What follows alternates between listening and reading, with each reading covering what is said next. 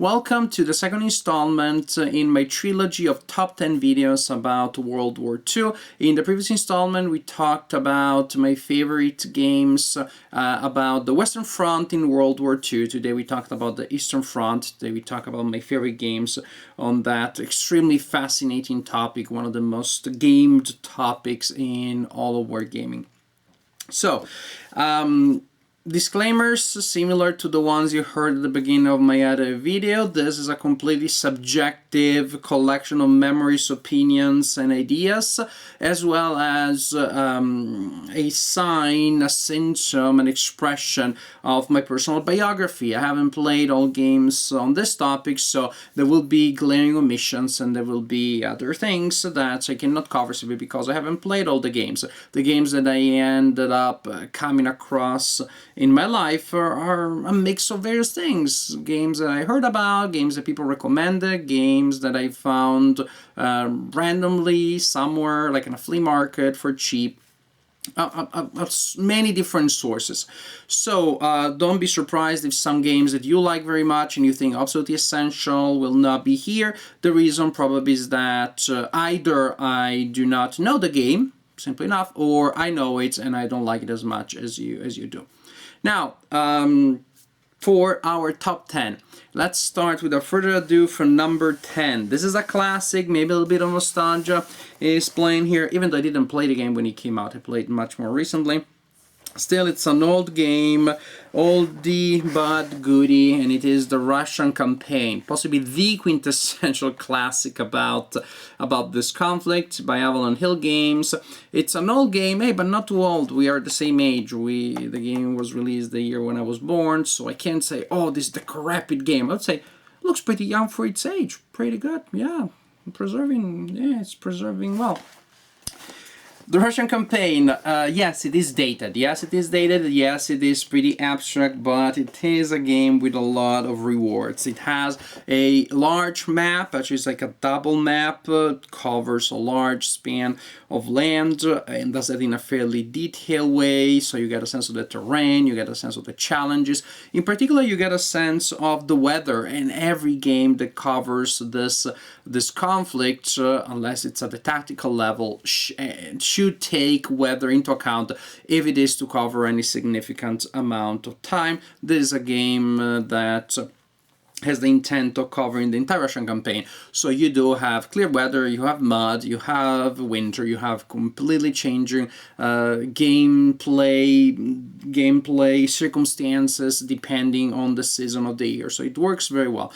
It's a nice introduction to the topic, and as abstract and gamey as it is still, I find, quite enjoyable. It has a peculiar element that you really do not see very often in war games, which is it has a Stalin unit, a single piece representing Stalin and a single piece representing Hitler. And actually, one of the things that the players are trying to do is to capture the great leader of the opponent. So actually, you will be moving Stalin and Hitler along railroads if you feel that they are threatened by the enemies. It's a quite odd feature of this game, but it does make the game interesting. Railroads are a big part of this design. As the Russian player, you can use the partisans to cut lines of supply, to cut railroads. There are a lot of interesting features in what is, as I said, a still pretty simple, pretty approachable game. I find it still enjoyable. No matter the age, the Russian campaign, I think it deserves an honorable mention as number 10 in my top 10 video for my favorite games.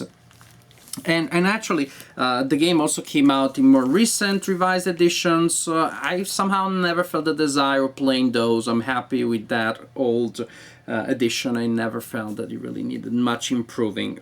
Maybe, I like the awkward aspects of the game as they are, like a certain naivete. Now, next I'm going to tell about another classic that did go through several revisions and editions, and actually the edition that I like the most is a recent one. But again, Russian campaign, I didn't play it for the other editions, so I cannot compare. This one I play various editions. The game is Battle for Moscow, and my favorite edition is the one that came with the 3i magazine, the C3i magazine. so it comes here in the Ziploc bag, and you got the counters, not many as you can see, the player rates, the map, etc, etc, all that you need. The rule book, which is a single double sheet of rules, and the map. I'm not gonna open the map, I'm moving fast, I don't want to ruin it. It's another classic that has the advantage of being one of the simplest games about the topic that still feels like a game about the topic. It still feels like it's not an abstract game that happens to have Russian and German units as a theme. It's not checkers with Russians and Germans. It feels historical, it feels thematic, it's full of challenges.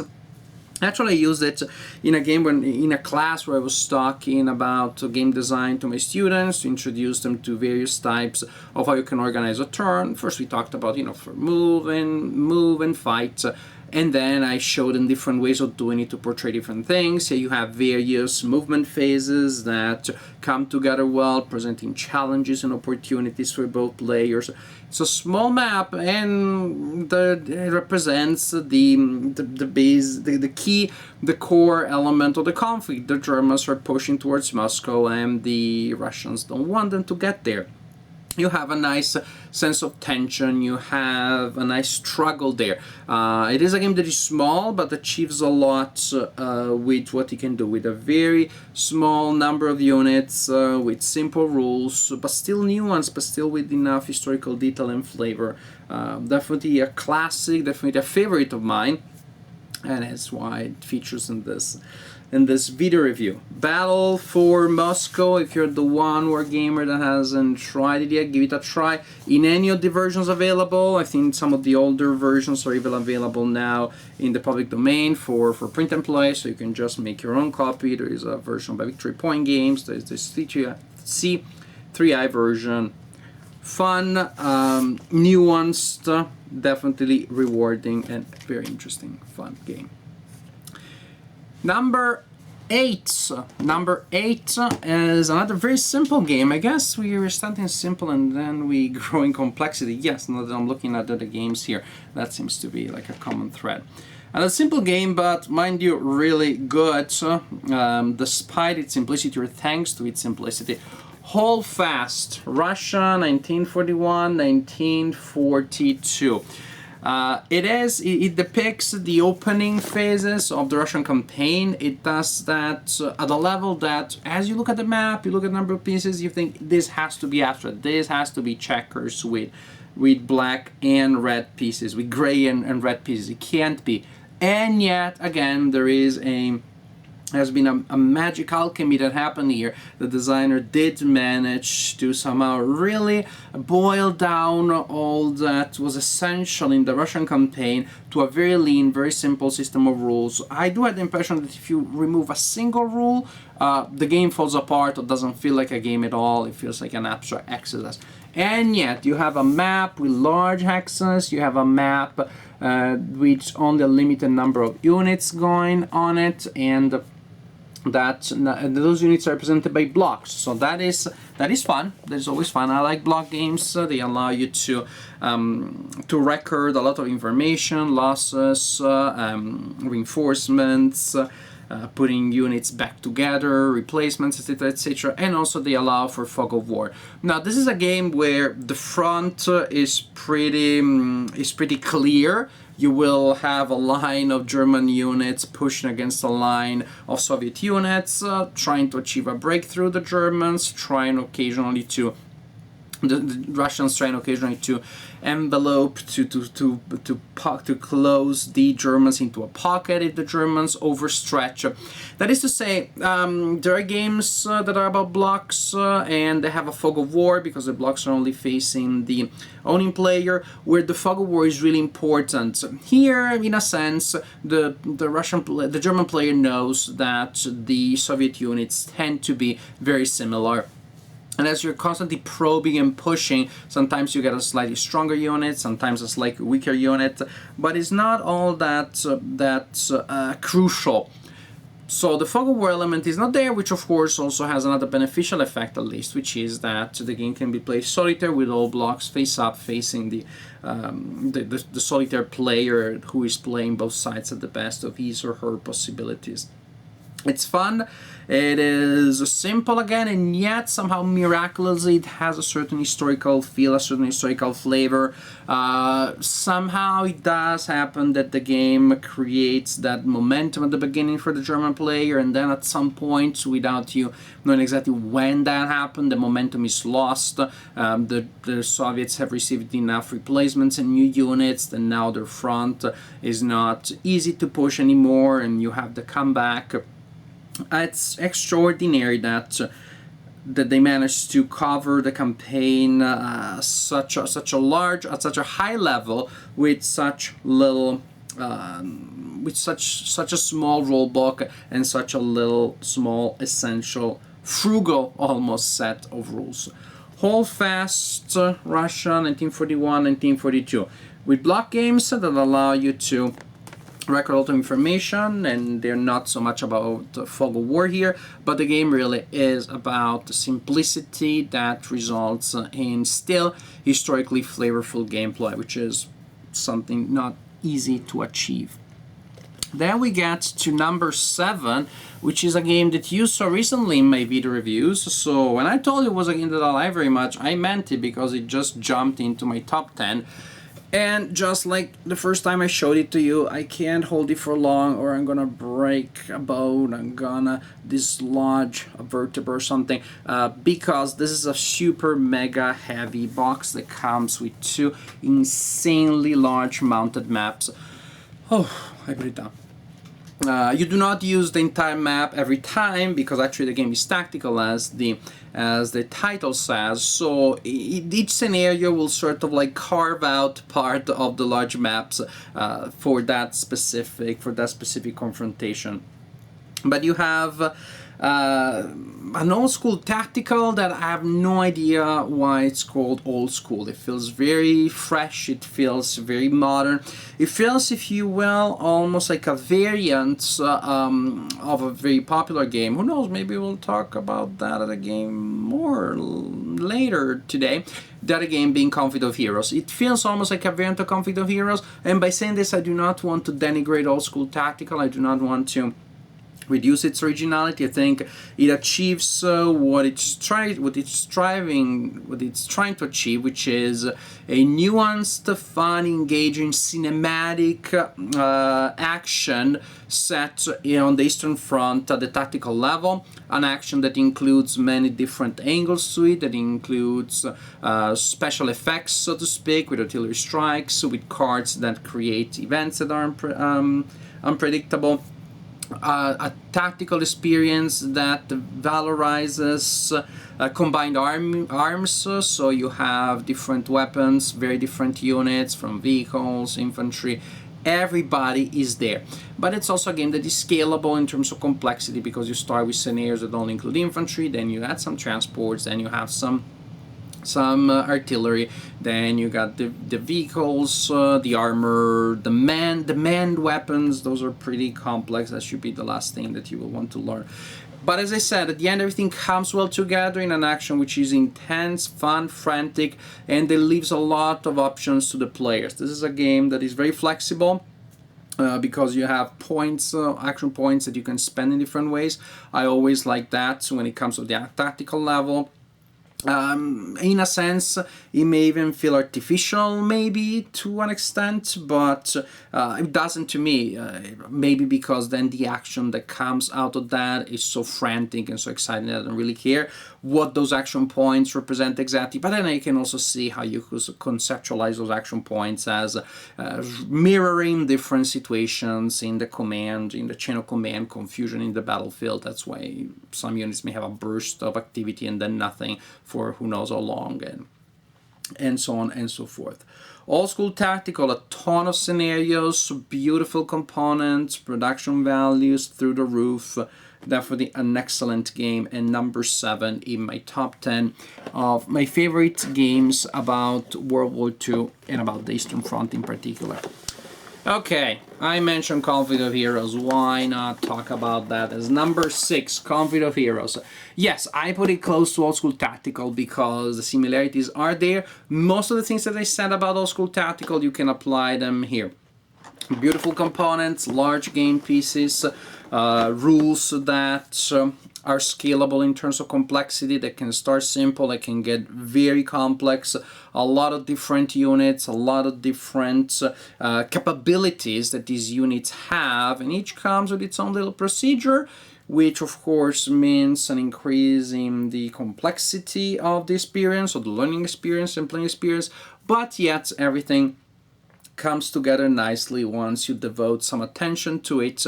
Once you spend some time, you start with easy scenarios and things progress nicely, and it's not too hard. And again, the important thing, of course, is the investment is worth it, and investment is worth it in my opinion, because the action is intense, because you see a nice organic interaction of units moving and firing and attacking and getting different types of damage. That is also something that this game does very well. You don't get damage in standard hit points or step loss.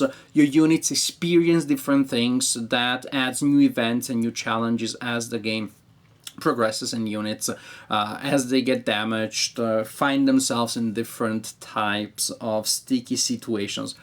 Again, most of the things that I said about Old School Tactical apply here. A lot of scenarios, beautiful components, and cinematic, powerful action. I didn't enjoy the game all that much in the first edition. I should say I enjoyed it when the game came out in the first edition, but not nearly as much as I do after the second edition came. The turn order, the turn sequence was changed. It gave the turn a much tighter back and forth, a much stronger sense of interaction, of almost simultaneous action between the two players, between areas of activation on the board. It just made the experience much tenser and more immersive. So when I say Conflict of Heroes is number 6 on my top 10, I talk about the game in general, but also I talk in particular about the second edition. To me, that is when the game really started shining.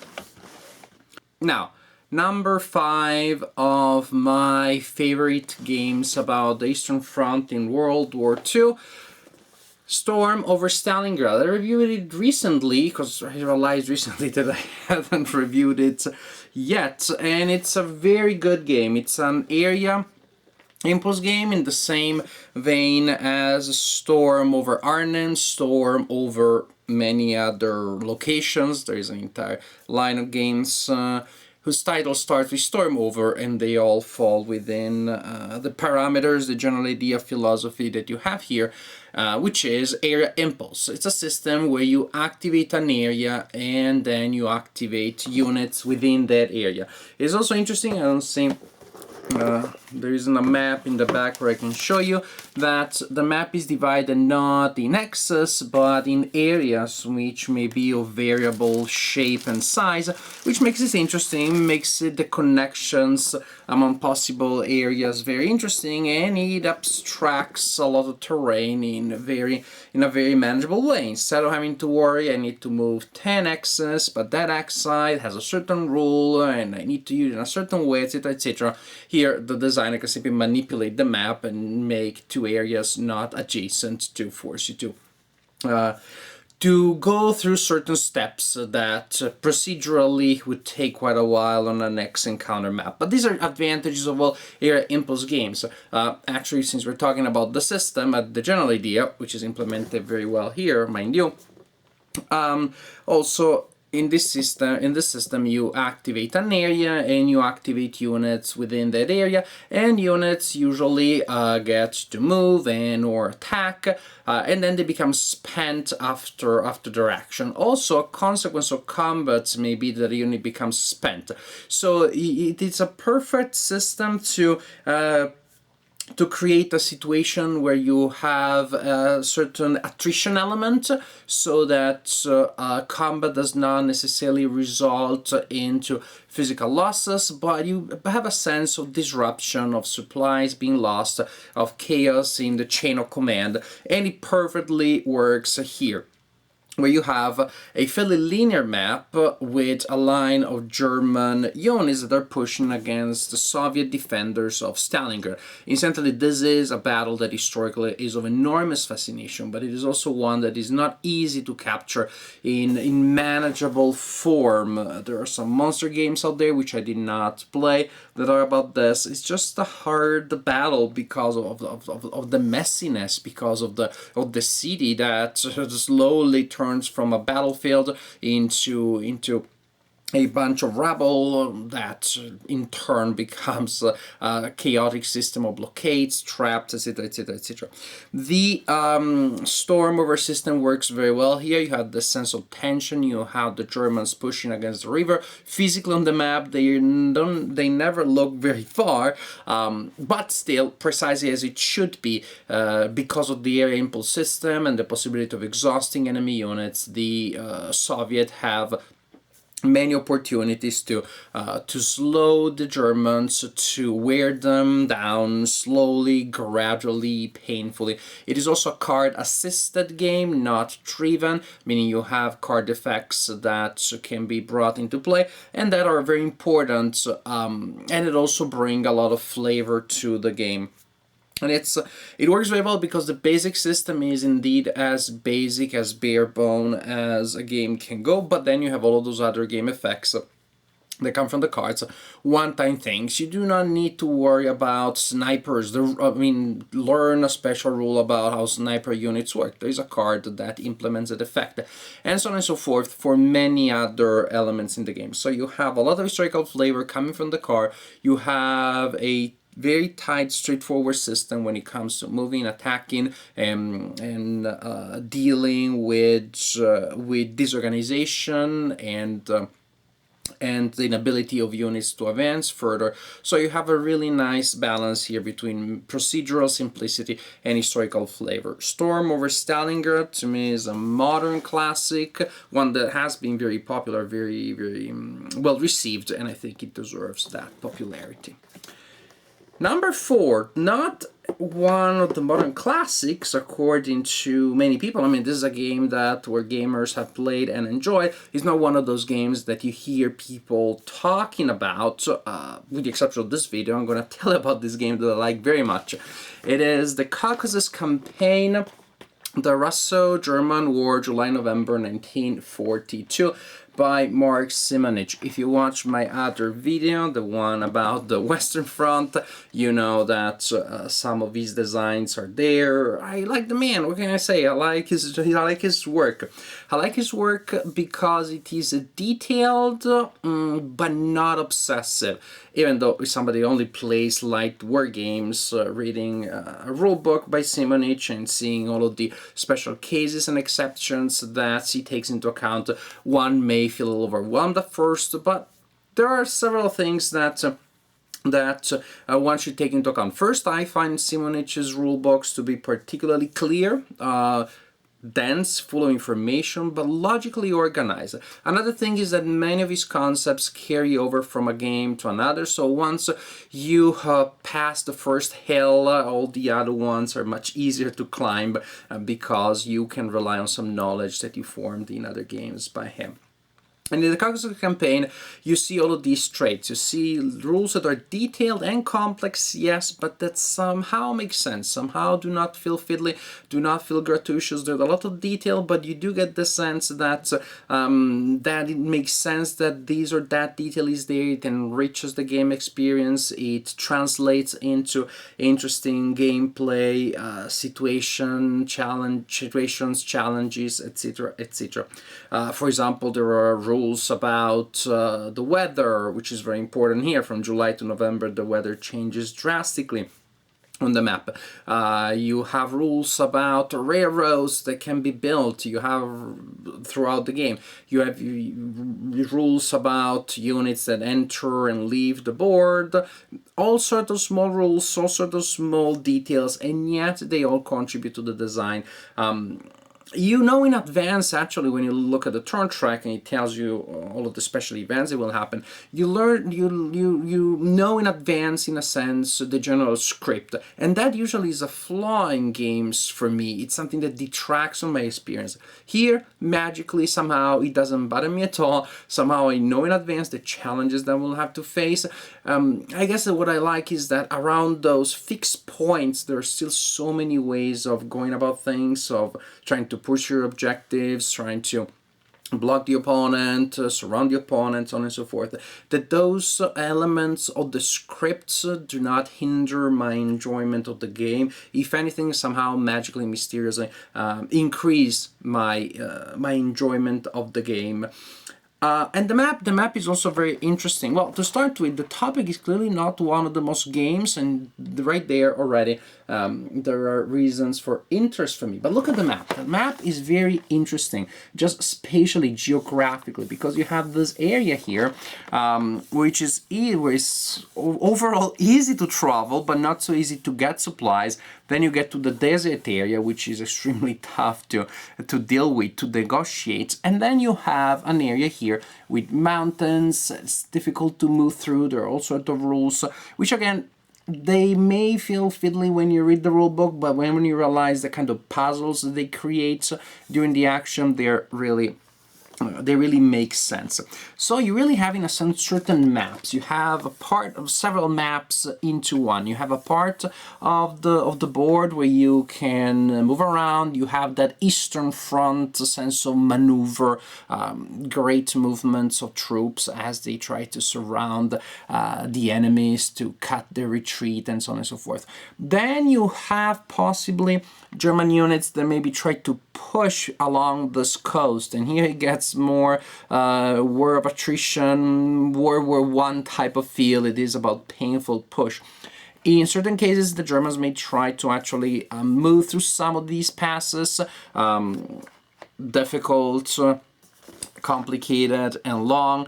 So you have areas that operate in different ways. There's the map that operate in different ways, but that somehow then add up to a very organic feel. The combat system is one that has interesting nuances that does encourage outmaneuvering the opponents. So it's not just about massing big combat factors against the opponent, although that always helps, but it is about fighting for position.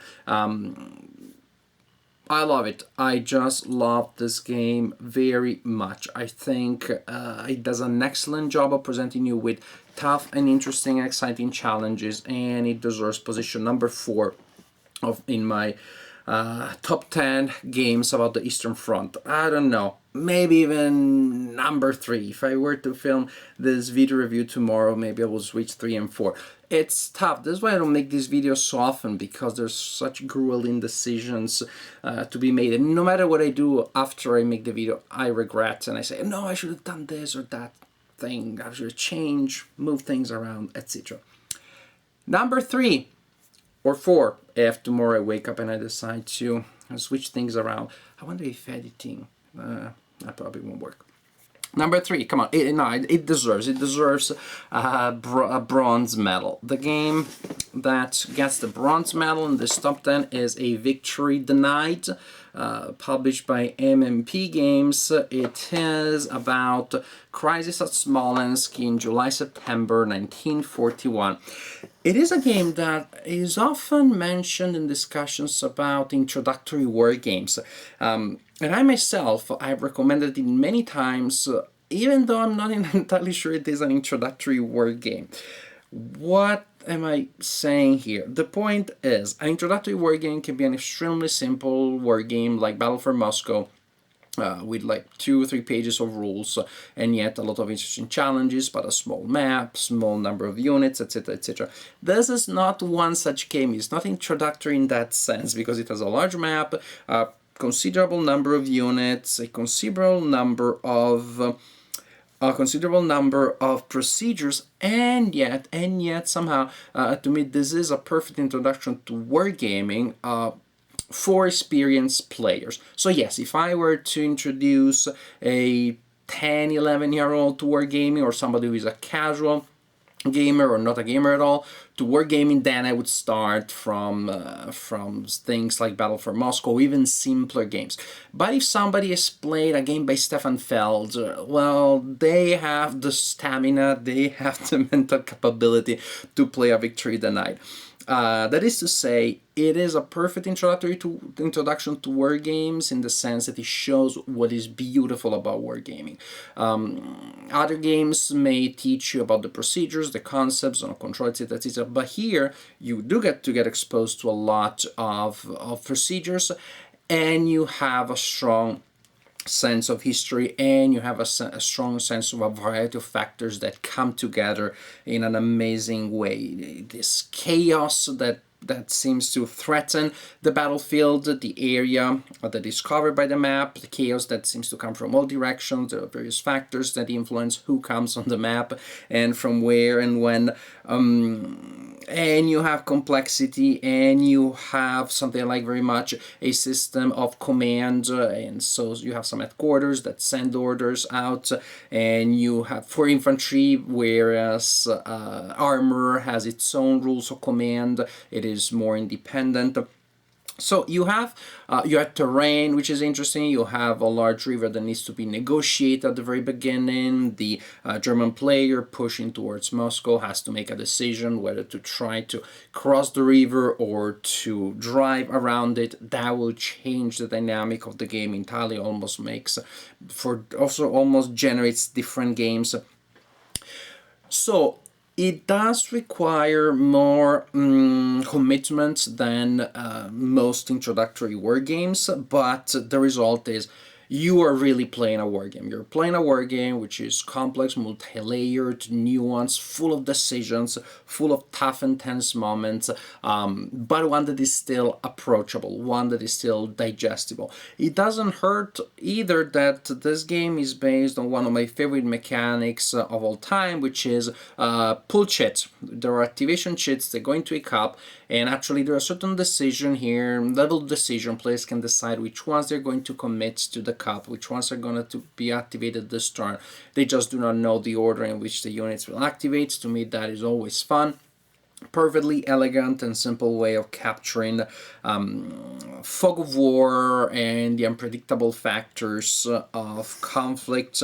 A Victory Denied is an excellent game. It tells you a powerful story. It creates a sort of symphonic image where many different factors, as I said, go together. Historical factors, off-map factors, units that work in radically different ways, and yet it does this in a still playable way.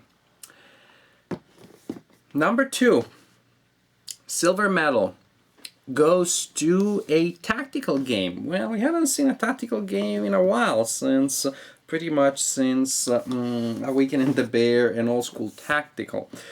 And this one is Panzer. Panzer in the new edition. This is a reworking of an older design about tank warfare, and this is the game by GMT. Came out a couple of years ago. It has several expansions. We'll talk about the base, the core game. Tactical brilliance in a box. Yes, it comes at a price. Yes, this is a game that requires some commitment, but it is a good investment. It is one of those games where the level of detail is high, but then the excitement that results from the action, the complexity of the events that emerge from that level of detail is astounding, and it's definitely very engaging. Panzer is small unit actions and combined arms operations on the Eastern Front.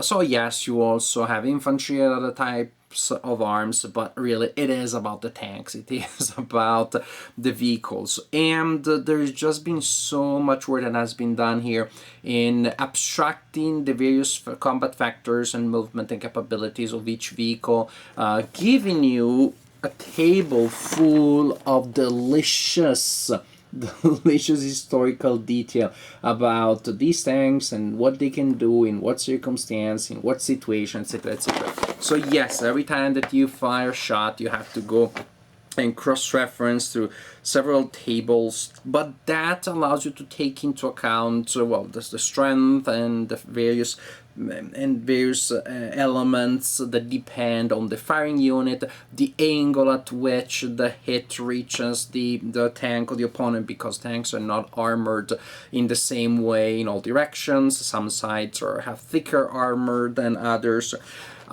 which is fun, and it may seem a little obsessive and compulsive. Why would we have so much detail? One factor is because some people like to look at detailed pictures of history. Sometimes some people want to read a short summary, and some people want to get a really detailed book. So if nothing else, it is historical detail that is interesting to explore. In gameplay terms, the advantage is that, of course, this is a game that gives you huge incentives to maneuver.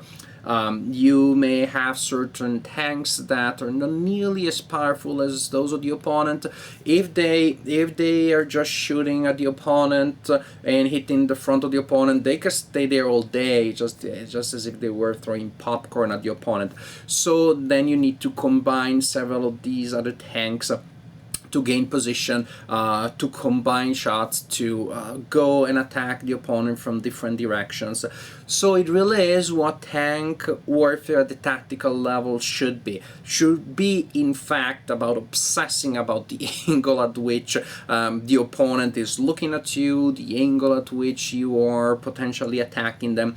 It should be about the kind of orders that you give, because we are talking about the type of warfare that has as a collective element. We are talking about groups of tanks, but the communication among those tanks, among those individual units, may be very problematic. Because of technical problems, simply because of the confusion in the battlefield, and the game simulates this by forcing you to give orders in advance to your units, which again gives you the sense of delay. They heard from somewhere, they received an order, or they misunderstood an order that told them to do something, and maybe that thing is not ideal anymore by the time you get to resolve it. So you have the sense of delay of orders, that the gap between the time the order is issued and the time when the order is actually resolved. A lot of detail, a lot of interesting challenges. This element of command also is important. So you have element of command and a delightfully detailed technical element that really gives you a sense of tank warfare as separate from other types of warfare. Tactical gaming that is demanding, is definitely demanding, but it pays off 1,000 times the investment that you take in learning the game. Then definitely is one. The effort that you make in learning the game will result in a great investment in enjoyment. Trust me on this one. And then we get to number one, to my favorite game about the Eastern Front in World War II. And this game is, drumroll, drumroll, drumroll, No Retreat, the Russian Front. Probably not a surprise. This was one of my favorite games when it came out. I already sang the praises of this game in any way that I could, that I was able to. And I'm back doing the same thing a couple of years later. This is a game that depicts the Russian campaign at the strategic level, so you got it all. It's all there. Actually, this is a remake, sort of like an improved, magnified, polished edition of a game that had come out for Victory Point Games originally. The GMT edition is the definitive edition. It is a game that, again, it has the strategic level, you have it all, but without the headache of huge maps, of thousands of counters, or at least hundreds of counters like you have in monster games, because there is no law in human jurisprudence and also in nature that says that a large event that involved a large number of people must be described with a large number of units with a large number of details for the depiction to be compelling and accurate. You may abstract a little bit more if need to be. Now, I just told you how great it is. The Panzer doesn't do that. The Panzer goes there into the details, into every single nut and bolt of each tank. But this is the tactical level. When the picture is big, when the subject of the picture is big, then actually giving too much detail may have the undesired effect of blurring the picture. You miss the forest because there are too many trees, because the leaves keep coming in your face. This is not a game that falls into that mistake. You see the big picture, and yet you still have enough detail that you feel that the story's there, the events are there, the general arc of the campaign is there. And it is a card-driven game with a lot of interesting twists, especially in the high number of functions that the cards can have. You can use them for the text, as it is typical of games that include cards. But you can also burn them and use them in many other ways. The game is actually fairly simple, it's fairly linear, but learning it may be a little tricky because around a simple core of rules, you have then a lot of specific rules about units and groups that work in specific ways, that upgrade in specific ways, and so on and so forth. It is a price that you have to pay to cover events that take a span of years. So imagine the reorganization of the Russian army from 41 to the battle for Berlin. So you have to depict that. You have to depict that change, and it comes with a second core of rules. So one I would say is about the standard, the procedures that last throughout the game, and one is about the specific fluctuations during the campaign. Once you devote some time and energy to that, then again, what you have here is an extremely playable, incredibly smooth, seamless depiction of this monstrously complicated event. You have a depiction that is fun to play, that again seems to cover overall the general lines that history took. You do have the great push at the beginning of the great German push, and doing that with a small number of units on the board, to me is a great idea, because I know already at the beginning of Barbarossa there will be a lot of Russian units that will be kicked into next week, blown to smithereens. So I do not know that I need to place 40 units with a strength of 1, Russian units with a strength of 1 that are going to be overrun. I'm going to put them there just to remove them at the end of turn 1. Here you have a system that allows you, thanks to retreats, by retreating a large unit that represents many people, that also abstracts the number of people that were lost, that were killed, the loss of cohesion, and so on and so forth, without having to move too many units back and forth.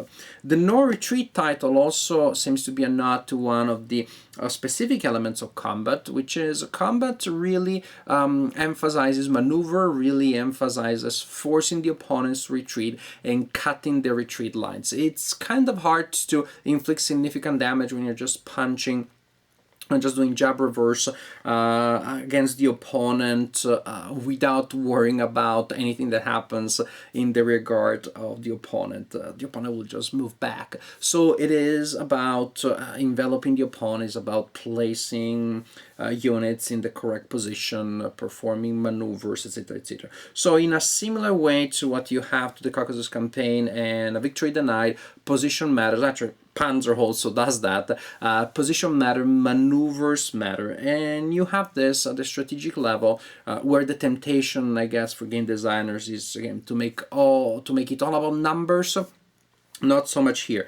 You have maneuver, but then you also have again, you have maneuvers that give you the sense of each single battle as a discrete event that deserves its own mini narrative, but at the same time, all of these mini events still go together in a picture that, as I said, is very cohesive, is very vivid, from the initial German push, the stall around Stalingrad, the screeching halt of the Germans each cold season, and then the almost unavoidable pushback from the Russians at that point. The Germans are desperately trying to delay the Russian counterattack and try to prevent the Russians from taking Berlin. It's all there. It's all there. One of the most interesting, fascinating, complex events of human history is all here, playable in a single evening, playable with a system of rules that, for what it gives you, must be thought of as lean, as simple, as intuitive, and as economic. No Retreat, the Russian Front, a blast to play, I think a true achievement in wargame design, and no doubt my favorite game about the Russian campaign, my favorite game about the Eastern Front in World War II. I hope you enjoyed this video. This is all for today. Stay tuned. The next video that we'll film will be the last in this trilogy here about my favorite games about World War II in general. Some of the games that you've seen in the last two videos will be there most likely. Some new things, some new entries as we add more theaters of operation, we add more air fights, we had North Africa, the Pacific, lot more stuff going on. So stay tuned, next video, my favorite games about World War II in general.